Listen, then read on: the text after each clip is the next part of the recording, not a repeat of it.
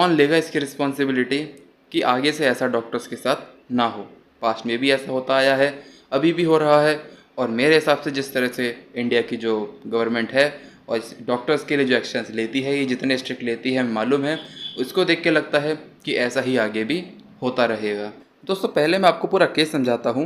हुआ ये, यूपी में एक हॉस्पिटल है, किंग जॉर्ज मेडिकल हॉस्पिटल। ये यूपी में काफ़ी जाना माना है। यहाँ पर आज से 3 से 4 दिन पहले कुछ लोग एक पेशेंट लेकर आए जिसको पॉलीट्रॉमा का केस था। तो जो डॉक्टर्स ने उसका इलाज स्टार्ट करा, लेकिन उस पेशेंट को डायबिटीज़ भी था जो कि अनडायग्नोस रह गया था। इसलिए जब उसका इलाज चल रहा था, उसके इलाज के दौरान उसको कार्डियक अरेस्ट आया और पेशेंट की वहीं पर डेथ हो गई। जब उसके रिलेटिव्स को ये बात मालूम पड़ी तो उन्होंने रेजिडेंट्स पर हाथापाई करी, मारने की कोशिश करी, हल्ला गुल्ला करा और पूरा वॉयलेंट वाला सीन क्रिएट कर दिया। परिजनों का यही कहना था कि हमको पहले क्यों नहीं बताया कि पेशेंट को डायबिटीज़ भी था और उसका इलाज करने से ऐसा भी कुछ हो सकता है। पर दोस्तों इंडिया में, खास करके इंडिया में ही, क्योंकि यहाँ पे मध्यम वर्गीय लोग ज़्यादा हैं या फिर मध्यम वर्ग से भी नीचे वाले लोग ज़्यादा हैं, यहाँ पे ऐसा होता है। डॉक्टर्स की ये विडंबना है कि मान लो इसी केस को लेते हैं, यहाँ पे अगर कोई केस आया पॉलीट्रॉमा का इमरजेंसी में, अगर उसका ये बोला जाता कि पहले आप ये सारे टेस्ट करवा के आओ, तो पेशेंट्स बोलते या फिर उसके जो रिलेटिव्स होते ये बोलते कि अच्छा आप तो हमसे पैसा खाने के लिए सोच रहे हो। और जब नहीं बताया और कुछ हो गया तो उनने बताया कि पहले टेस्ट क्यों नहीं करवाए।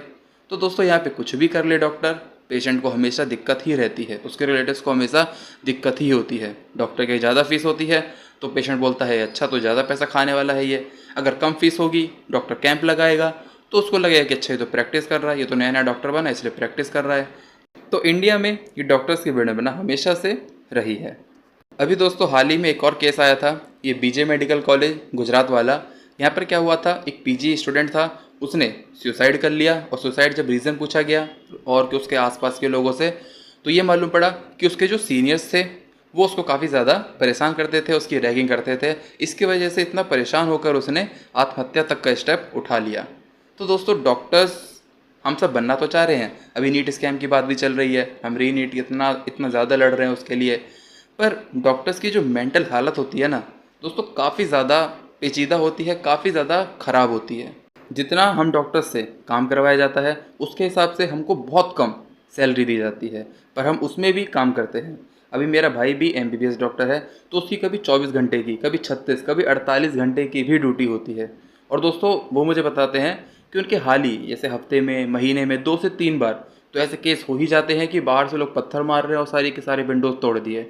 वो तो उन्हें कुछ नहीं हुआ लग से, पर ऐसा होता है उनके हर महीने या फिर हर 2 से 3 महीने में ऐसा हो ही जाता है कि बाहर से लोग पत्थर मार रहे हैं, यहाँ लड़ाई स्टार्ट हो गई, वहाँ लड़ाई स्टार्ट हो गई।